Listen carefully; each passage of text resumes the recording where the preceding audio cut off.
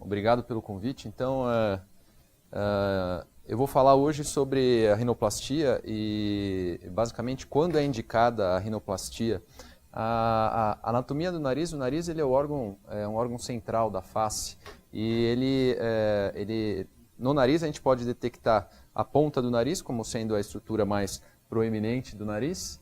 Da ponta do nariz para trás a gente chama de dorso nasal. Da ponta do nariz para frente a gente dá o nome de columela e nas laterais do nariz, nessa região mais da base nasal, a gente tem as asas nasais. Mas a verdade é que o formato do nariz nada mais é do que o que existe por baixo da pele, que é o envelope do nariz. Então, ele é reflexo das dimensões e das relações das estruturas que estão embaixo da pele.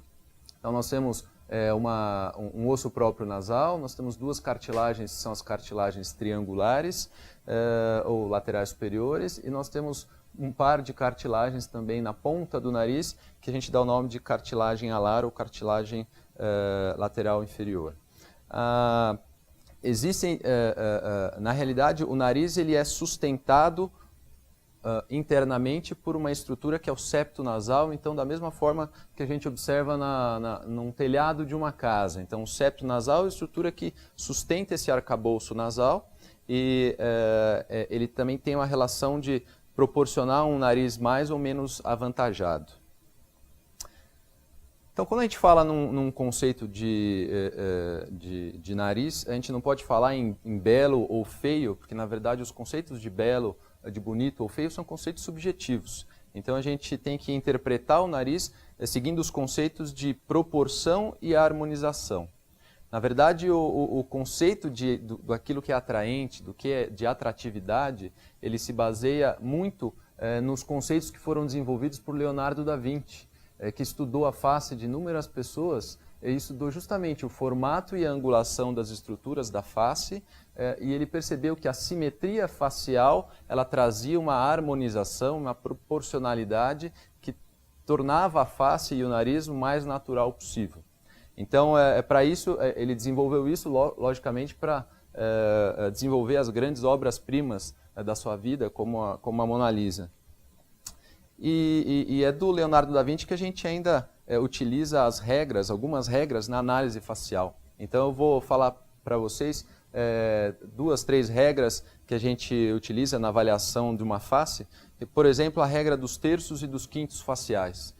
Então se a gente analisa a face de uma pessoa de frente, a gente passa 4 linhas sobre a face, uma linha horizontal, que passa na linha da inserção do cabelo, uma linha na parte do dorso nasal, da região da glabela, uma outra linha na região abaixo da columela e uma linha no queixo, na região do mento. A gente divide a face em 3 terços horizontais.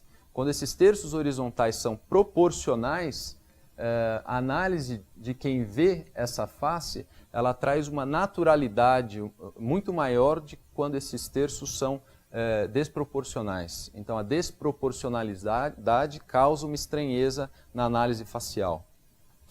Da mesma maneira, se nós dividirmos a face em segmentos verticais, em linhas verticais, nós podemos obter quintos faciais que quanto mais harmônicos e mais proporcionais, maior é a naturalidade dessa face. Um outro parâmetro que a gente se utiliza, por exemplo, é o ângulo que é formado entre a região da columela e a região do lábio superior. Esse ângulo, em mulheres, o objetivo é que fique em torno de 100 a 105, 110 graus. Em homens é que fique em 90, 95 a 100 graus. Então essas proporções elas apresentam para a gente uma maior naturalidade. Quando a gente olha um nariz por baixo, a base nasal, mais um parâmetro, a parte mais superior ela deve corresponder a 1/3 do tamanho total de projeção do nariz. Então as narinas elas devem ocupar 2/3 e a parte acima das narinas até a ponta do nariz 1/3. Então são conceitos que quando a gente avalia um paciente que deseja fazer uma rinoplastia nós temos que ter em consideração. Então, a indicação, existem basicamente 3 indicações para fazer a rinoplastia. Existe uma indicação funcional, que o paciente chega para você no consultório e fala, doutor, eu não respiro bem pelo nariz. Aí cabe ao médico avaliar, dentre as possíveis causas de obstrução nasal, se o formato do nariz, da pirâmide nasal, tem relação com a dificuldade de respiração do paciente. Então, novamente, voltando ao exemplo de um telhado de uma casa, se a gente tem um telhado que desaba, a hora que eu abro a porta da casa eu não consigo entrar, porque o telhado desabou. Então, uma das causas de obstrução nasal, de dificuldade para respirar, pode ser um formato ou uma ponta muito achatada ou um nariz muito torto. Então, isso deve ser levado em consideração. Uma segunda indicação seria a indicação reconstrutiva. Então, o paciente teve um trauma nasal, então a queixa dele vai ser, doutor, eu não respiro bem e eu também tive uma deformidade no meu nariz em decorrente de um acidente. Então, o desejo do paciente vai ser respirar melhor e também recuperar a imagem que ele tinha previamente ao acidente.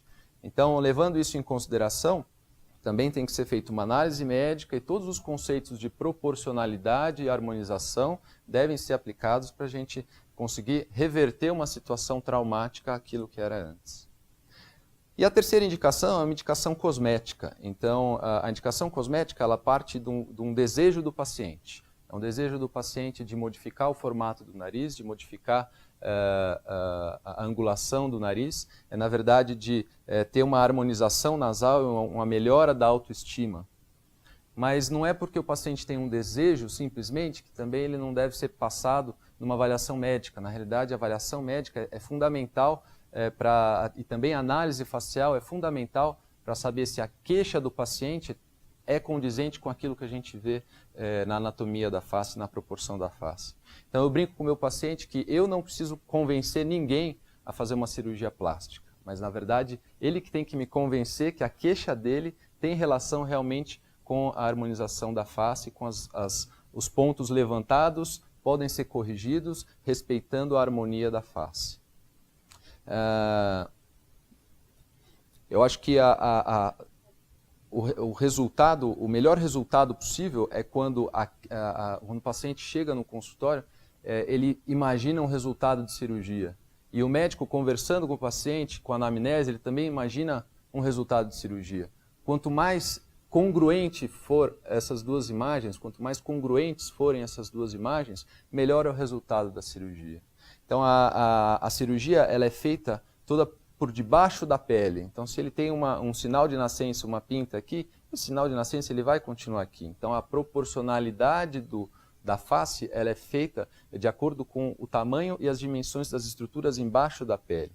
E eu também falo isso para o meu paciente, se ele, eu aviso, olha, um resultado bom é aquele resultado que as pessoas não olham para você quando você entra na sala e fala, você operou o nariz. Eu estou vendo que você operou o nariz, porque se isso acontecer, você colocou o nariz plastificado na face do paciente. Outra coisa que acontece é se ele chega com uma lista, doutor, eu gosto desse nariz aqui. Então isso também, esse nariz é bom na face dessa pessoa. Na sua face ele pode não ser bom.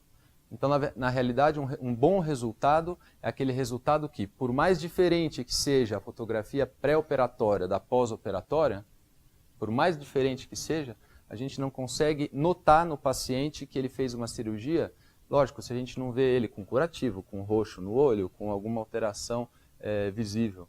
Então, se isso acontece, se ele entra numa sala e a pessoa fala, você está diferente, você pintou o cabelo, ou uma mulher passou um blush diferente, você tem um batom, mas não fala que ela operou o nariz, esse é um ótimo resultado pós-operatório, por mais diferente que ele esteja do resultado anterior.